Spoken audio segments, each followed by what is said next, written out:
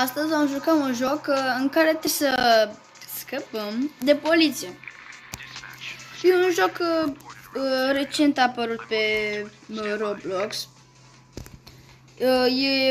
E poliție artificială de asta, poliție gen bot. Ca să intrăm în joc. Noi suntem polițiști deocamdată și trebuie să prindem criminalul. De data asta suntem pe telefon, deoarece... Uite că e și criminalul pe aici. Deoarece mai sunt la bunica. Am făcut niște videoclipuri pe calculator. Încă nu le-am postat, doar că am uitat să dau drumul la microfon și mi-a ieșit numai unul din 4. Unul din 4 videoclipuri. Și o să postez doar un videoclip, că atât am când am postat cu microfonul. Ăsta alb este... Ăsta alb care ne arată cu săgeată este criminalul. Care... Acum putem folosi și nitro-ul. Mă, dar... Ce are, mă? Nu ia stânga. Îți bun și eu de pe condus. Ia stai o leacă.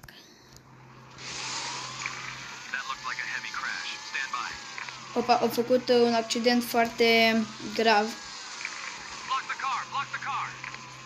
Bloc de car. Hai. Gata, e prins.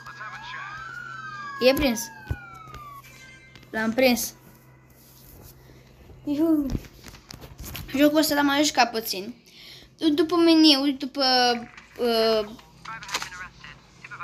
cum se cheamă? După tematica jocului, mi se pare că seamănă cu un joc de la Need for Speed, atunci când ai Wanted. Mai ales meniul când îți arată cu girofarele. Așa. Aici, la Vehicles, avem mașinile. Și ce mașină avem noi?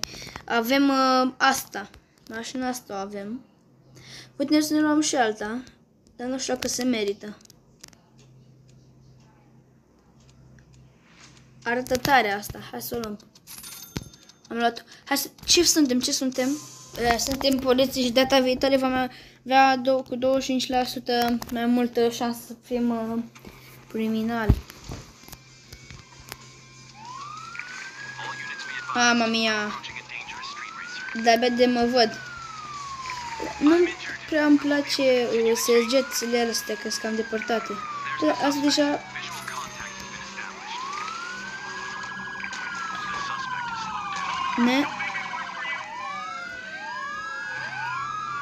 Nu.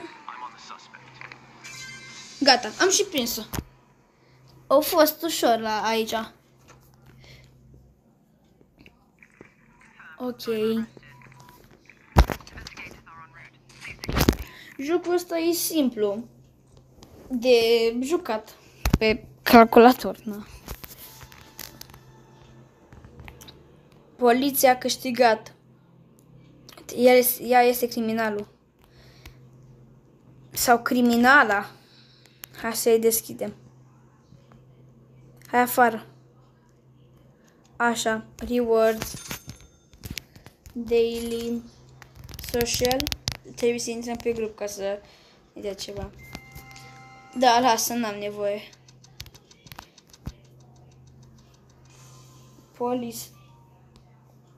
Ne facem polițiști? Ok. Deci, în primul rând, de fiecare dată vom începe cu o leacă de lag, că nu se poate.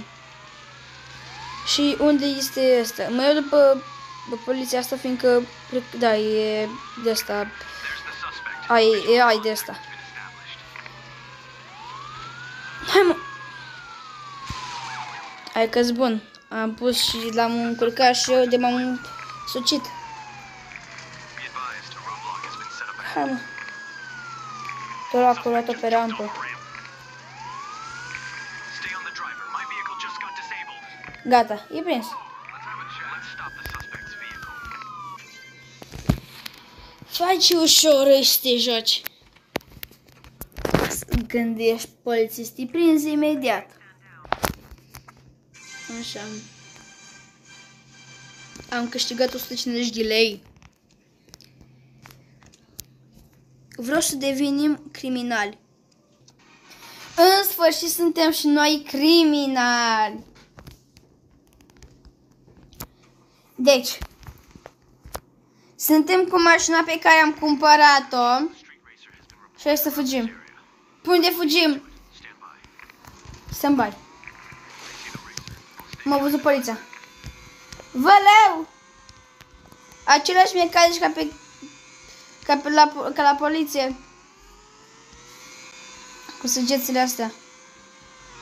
Văleu. Nu! Na. Dai sfint. Prinde ketchup. Mama mia, m-a făcut praf aici. Nu pot. Nu pot să las așa de ușor să mă bat, să mă strugă. Deci nu pot. Atât de mult am așteptat. Încă jumătate de oră am mai așteptat să mă dea. Nu. Așa. Hai. Vai, aduce mai mulți polițiști de ăștia cu inteligență artificială. Am și eu un lag, abia de mă mișc cu puterea melcului. Da, dacă intră ăștia în mine, explodează. Nu! Vai, o prins viteză mașina. Hai că e bine la cum mă mișc. Nu? Nu m-au prins. Trebuie 1 minut și 32 de secunde ca să... nu! Să scăpăm.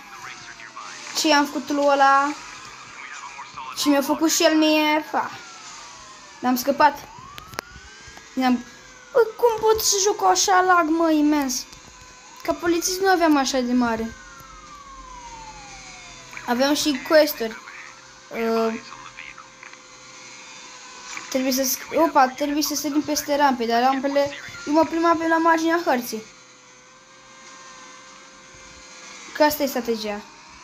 E, vezi rampa. Mai înțelegeți ce mă joc aici? Yes? Hai că am sărit și o rampă. Cu puterea melcului. Hai că m-am izbit și de peretele asta din plin. Gata, am făcut quest-ul. Am făcut quest-ul. Nu-i așa? Bravo, bravo, bravo, bravo, Justino. Bravo, poliție. Bravo. Stop. Cu așa viteză venită la cât o sări peste mine, că eu aveam lag. Bă, dar am quality un mic, bă, ce mi să faci așa, bă? Nu? Bravo. Am scăpat, am putut să evadez de poliție.